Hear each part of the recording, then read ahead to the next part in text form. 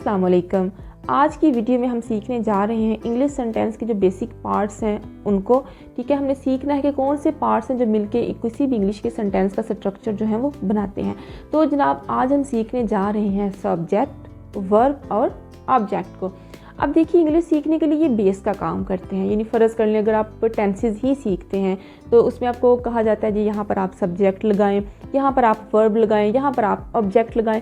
तो ये तो तभी होगा जब आपको सब्जेक्ट, वर्ब और ऑब्जेक्ट की बड़े अच्छे तरीके से पहचान होगी। तो आज की वीडियो में हम इनको अच्छे तरीके से सीखने जा रहे हैं। तो जनाब हम सबसे पहले बढ़ते हैं सब्जेक्ट की तरफ कि सब्जेक्ट क्या है। Subject, doer of an action, किसी भी काम को करने वाला। ठीक है, अब देखें हमारे इर्द गिर्द सुबह से शाम तक इतने सारे काम होते हैं। ठीक है, अब देखिए जो भी काम हो रहा है डेफिनेटली उसको करने वाला कोई मौजूद है। ठीक है, खाना पका है तो किसी ने उसको पकाया है, हॉस्पिटल की बिल्डिंग बनी है तो यकीनन किसी ने बनाई है। ठीक है, कोई पेंटिंग बनी है तो यकीनन उसको किसी ने पेंट किया है। इसी तरह बहुत सारे काम हैं जो हम देखते हैं कि हो रहे हैं। अगर वो हो रहे हैं तो यकीनन उनको करने वाला कोई है। तो बस ये बात याद रख लें कि वो जो काम करने वाला है वो हमारा सब्जेक्ट है। नेक्स्ट है वर्ब, डिस्क्राइब एक्शन और स्टेट। वर्ब जो है वो वाला वर्ड है जो किसी भी एक्शन को या किसी भी हालत को बयान करता है। किसी काम को या किसी हालत को जो लफ्ज़ बयान करता है उसको हम कहते हैं वर्ब। आगे इसको भी हम डिटेल में देखेंगे। उसके बाद तीसरी चीज़ है ऑब्जेक्ट। ऑब्जेक्ट क्या है? On which any action is done, वो चीज़ जिस पर कोई काम परफॉर्म होता है। ठीक है, जिस पर कोई एक्शन जो है वो रूनुमा होता है, जो किसी वर्ब के एक्शन का असर लेता है, वो क्या है? वो हमारा ऑब्जेक्ट है। अब आगे इन तीनों को हम मिसालों से समझते हैं। सब्जेक्ट यानी कि फाइल। फाइल क्या होता है? काम करने वाला। इसकी एक डेफिनेशन हम इस तरह से भी कर सकते हैं, द पर्सन और thing that performs an action. वो शख्स या चीज़ जो कोई काम करता है वो क्या होता है? वो सब्जेक्ट है, यानी कि फाइल या फिर काम करने वाला। आगे हम इसकी मिसालों से वजाहत करते हैं कि सब्जेक्ट जो है वो कैसे इस्तेमाल होता है। I am boiling the milk, मैं दूध उबाल रही हूँ। अब देखिए क्या काम हो रहा है? दूध उबालने का काम हो रहा है। और कौन कर रहा है? मैं, यानी कि आई। आई अब जो है क्या है? सब्जेक्ट है, यानी काम कौन कर रहा है? आई, मैं दूध उबाल रही हूँ तो काम करने वाला आई है। आई क्या है? सब्जेक्ट है। You were reading a book, तुम एक किताब पढ़ रहे थे। अब कौन सा काम हो रहा है? किताब पढ़ने का। और कौन कर रहा था? यू, तुम। तो तुम यानी कि यू वो क्या है? सब्जेक्ट है, यानी कि काम करने वाला है, फाइल है। You were reading a book, तो यू क्या है? यू हमारा सब्जेक्ट है। शी सिंग्स वेल, वो अच्छा गाती है। अब सिंग्स गाना, ठीक है, ये क्या है? काम। और इसको कौन कर रहा है? शी, वो। तो शी क्या है? शी हमारा सब्जेक्ट है। They are repairing the road, वो सड़क मरम्मत कर रहे हैं। अब क्या काम हो रहा है? सड़क की मरम्मत का काम हो रहा है। और कौन कर रहे हैं? वो, यानी कि दे। तो दे जो है सब्जेक्ट है, यानी दे काम करने वाले हैं, वो काम करने वाले हैं, तो उनको हम क्या कहेंगे? सब्जेक्ट कहेंगे। They are repairing the road, तो दे क्या है? सब्जेक्ट। अली लाइक्स हॉकी, अब इसमें देखिए क्या काम है? लाइक, पसंद करना। और कौन कर रहा है? अली। ठीक है, तो अब अली क्या है? अली हमारा सब्जेक्ट है, यानी कि काम करने वाला अली है, तो अली को हम क्या कहेंगे? सब्जेक्ट। ठीक है, इसके अलावा और भी कुछ सब्जेक्ट्स होते हैं, जैसे वी है, ही, इट, या कोई सा भी नेम आ जाए तो वो सारे क्या होते हैं? वो सब्जेक्ट होते हैं। और एक चीज़ हमने यहाँ पर नोटिस की है कि सब्जेक्ट जो है वो हमेशा फिक्रे के शुरू में आता है। इसके बाद हम आगे वर्ब की तरफ बढ़ते हैं। वर्ब, अब वर्ब क्या है? फेल। फेल क्या होता है? किसी भी काम का करना, किसी भी काम के करने को जो हम कहते हैं वो हम कहते हैं फेल है, यानी कि ये वर्ब है। इसकी अगर हम डेफिनेशन देखें तो वो कुछ यूँ होगी, a word that expresses an action और ऑकरेंस, वो लफ्ज़ जो किसी भी काम की करने को या भी किसी भी वाक़ई के रूनुमा होने को बयान करता है वो क्या होता है? वर्ब है, यानी कि फेल है। कोई भी काम करना वो क्या होता है? हमारा वर्ब होता है। आगे हम इसको मिसालों से समझते हैं। शी कुक्स डिलीशियस मील, वो लजीज खाना बनाती है। अब देखिए इसमें क्या काम है? खाना बनाने का काम है, कुक करना, पकाना, ठीक है। तो अब कुक करना या पकाना वो क्या है, वर्ब है, यानी किसी काम के होने को ये ज़ाहिर करता है, तो ये क्या हो गया, वर्ब। शी कुक्स डिलीशियस मील, इसमें जो कुक्स है वो हमारा वर्ब है।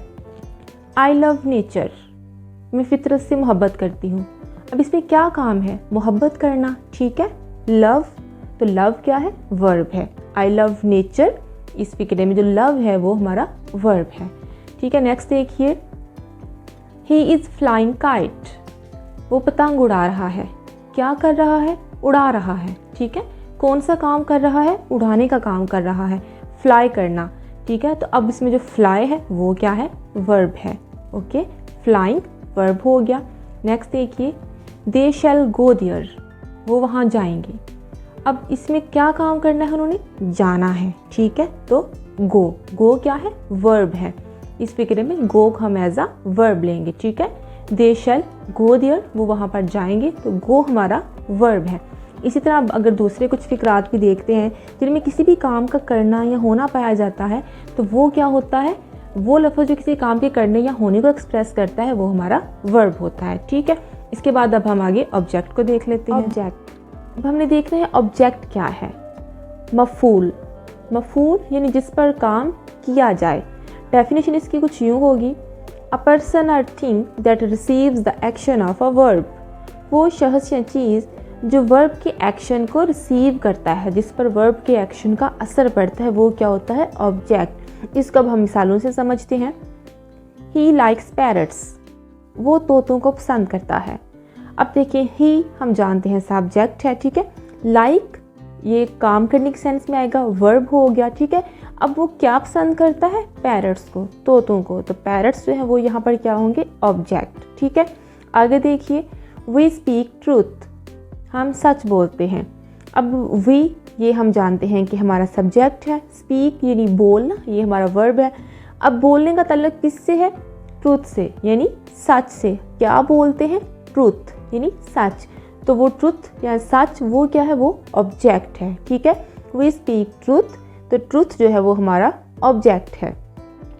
दे आर सॉल्विंग सम्स, वो सवाल हल कर रहे हैं। अब हल कर रहे हैं, ठीक है, ये हमें पता है कि वो काम कर रहे हैं। अब क्या काम कर रहे हैं, क्या हल कर रहे हैं, सम्स, सवाल, सवाल हल कर रहे हैं, तो वो जो सवाल हैं या सम्स हैं वो क्या है, वो ऑब्जेक्ट है। यानी फिक्रे में जो क्या का जवाब होता है वो आप समझ लेंगे ऑब्जेक्ट है, ठीक है। एक और मिसाल से इसको समझते हैं। The cat is drinking milk, बिल्ली दूध पी रही है। कैट तो सब्जेक्ट हो गया, ठीक है, काम कर रही है। क्या कर रही है, पी रही है, ड्रिंकिंग ये हमारा वर्ब हो गया। अब क्या पी रही है, क्या का जवाब क्या है, मिल्क, दूध, दूध पी रही है।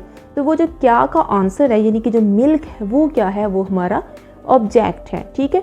फिक्रे को आप ऑब्जेक्ट को इस तरह भी आइडेंटिफाई कर सकते हैं कि जो काम है उसके बारे में आप सवाल अपने जहन में भी क्रिएट कर लें कि जो काम है वो क्या हो रहा है। तो जो क्या है ना वो क्या है, वो हमारा ऑब्जेक्ट है। यानी बिल्ली पी रही है, क्या पी रही है, दूध पी रही है।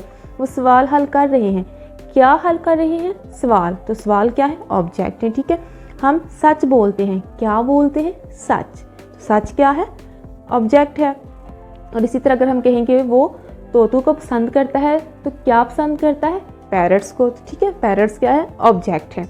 इसको आपने अच्छे तरीके से जो है आइडेंटिफाई कर लिया करना है। फिक्रों में कोई भी सेंटेंस आपके सामने है तो आपको पता लग जाना चाहिए कि इसमें जो है वो सब्जेक्ट क्या है, इसमें जो है वो हमारा वर्ब कौन सा है और ऑब्जेक्ट क्या है।